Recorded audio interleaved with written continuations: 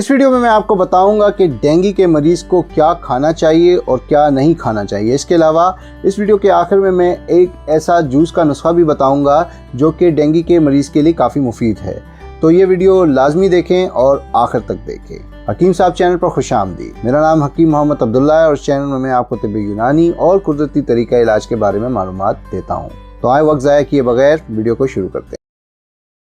तो सबसे पहले बात कर लेते हैं कि डेंगू के बुखार में कौन कौन सी खुराकें और चीज़ें मुफीद हैं। सबसे पहली चीज़ है पपीता, जिसे अंग्रेज़ी में पपाया भी कहते हैं। कई साइंटिफिक रिसर्च में ये बात साबित हो चुकी है कि डेंगू में खून के प्लेटलेट्स को बढ़ाने के लिए पपीता काफ़ी मुअस्सर है। ज़्यादा फ़ायदे के लिए इसके पत्तों का जूस इस्तेमाल करना चाहिए। अनार, जिसे अंग्रेज़ी में पोमेग्रेनेट्स भी कहते हैं, ये बुखार में होने वाली कमज़ोरी के लिए काफ़ी मुफीद है आमतौर पर भी, और डेंगू के मरीज़ के लिए भी काफ़ी मुफीद है क्योंकि इसमें मिनरल्स और विटामिन काफ़ी मिकदार में मौजूद हैं। इसके अलावा ये आयरन की कमी को पूरा करने में भी मदद करता है।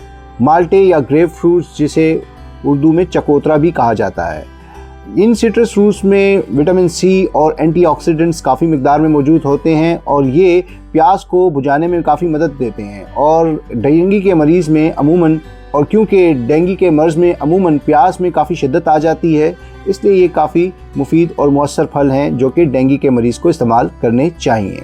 कोकोनट का जूस या पानी, यानी नारियल का जूस या पानी, ये भी डेंगू के बुखार में होने वाली पानी की कमी को पूरा करने के लिए काफ़ी मददगार साबित होता है।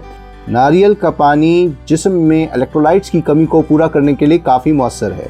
अदरक का जूस या पानी, वो डेंगू के मरीज़ जिनको कै और मतली की शिकायत बहुत ज़्यादा हो रही है, उनको चाहिए कि वो अदरक का जूस या पानी रेगुलर इस्तेमाल करें। इससे ये मसाइल काफ़ी हद तक हल हो जाते हैं। हल्दी और इसका पाउडर बेहतरीन एंटीबैक्टीरियल खूबियों का मालिक है। ये क़ुव्वत मुदाफ़ियत को बढ़ाता है, यानी कि इम्यूनिटी को बूस्ट करता है। डेंगू के मरीज़ को चाहिए कि इसे गर्म दूध में मिला के दिन में एक बार लाजमी इस्तेमाल करें। मेथी, जिसे अंग्रेज़ी में फेनुग्रीक भी कहते हैं, ये भी बुखार और दर्दों के लिए काफ़ी मुफीद है। इसके अलावा वो डेंगू के मरीज़ जिनको नींद सही नहीं आ रही, उनके लिए भी काफ़ी मुफीद है। ऐसे मरीज़ों को चाहिए मेथी एक छोटी चम्मच रोज़ाना रात को सोने से पहले हल्के गर्म पानी के साथ लें। इसके अलावा दीगर जड़ी बूटियाँ भी डेंगू के बुखार में काफ़ी मुफीद साबित हो सकती हैं, ख़ास तौर पर आंवला, जो कि विटामिन सी से भरपूर है। इसके अलावा तुलसी, असगंधागोरी, गिलो और एलोवेरा भी डेंगू के बुखार में काफ़ी मुफीद और मुअस्सर है।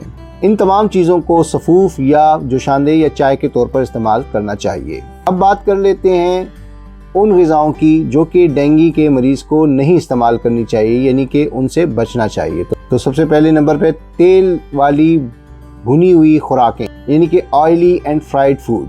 ये जिस्म में फ़ैट्स की मिकदार को काफ़ी बढ़ा देती हैं, जिससे ब्लड प्रेशर बढ़ जाता है। डेंगू के मरीज़ के लिए ब्लड प्रेशर का बढ़ना इंतहाई ख़तरनाक साबित हो सकता है। इसके अलावा ये क़ुव्वत मुदाफ़ियत को भी काफ़ी कम कर देती हैं। गोश्त और अंडे, डेंगू के मरीज़ को किसी सूरत में भी गोश्त और अंडों का इस्तेमाल नहीं करना चाहिए क्योंकि ये देर हज़म भी हैं और जिस्म में गर्माइश को बढ़ा भी देते हैं, जिससे प्यास की शिद्दत बढ़ जाती है और पानी की कमी भी वाक़ई हो सकती है। ज़्यादा मसालेदार ग़िज़ाएँ, यानी कि स्पाइसी फूड्स, क्योंकि मसालेदार ग़िज़ाएँ खाने से जिस्म में तेज़ाबियत पैदा होती है, मैदे में गर्माइश पैदा होती है और अमूमन मैदे और आंतों में ज़ख़म का बायस भी यही ग़िज़ाएँ बन जाती हैं। कैफ़ीन, वो चीज़ें जिनमें कैफ़ीन शामिल है, ख़ास तौर पर कॉफ़ी और चाय वगैरह, कोशिश करें कि इस मर्ज़ में बिल्कुल इस्तेमाल ना करें या कम से कम इस्तेमाल करें। इसकी वजह यह है कि कैफ़ीन जिस्म में पानी की कमी का बायस बनती है, यानी कि डिहाइड्रेशन पैदा करती है, दिल की धड़कन को तेज़ कर देती है और थकावट को भी काफ़ी बढ़ा देती है। अब आखिर में डेंगू के मरीज़ों के लिए एक जूस का नुस्खा या रेसिपी। इसके लिए आपको चाहिए आधा पपीता, जो कि दरमियाने साइज़ का हो। इसे छोटे छोटे टुकड़ों में काट लें, इसको एक प्याले में डालें। अब इसमें आधा कप माल्टे का जूस डालें और इसके अलावा 2-3 चम्मच नींबू का जूस डालें, 1 बड़ा चम्मच शहद और थोड़ी सी काली मिर्च और नमक भी इसमें मिला लें। अब इन तमाम चीज़ों को एक ब्लेंडर में डालें, ज़रूरत महसूस करें तो थोड़ा पानी भी इसमें मिला सकते हैं और ब्लेंड करके जूस तैयार कर लें। ये जूस डेंगू के मरीज़ को दिन में 2 बार लाजमी इस्तेमाल करना चाहिए।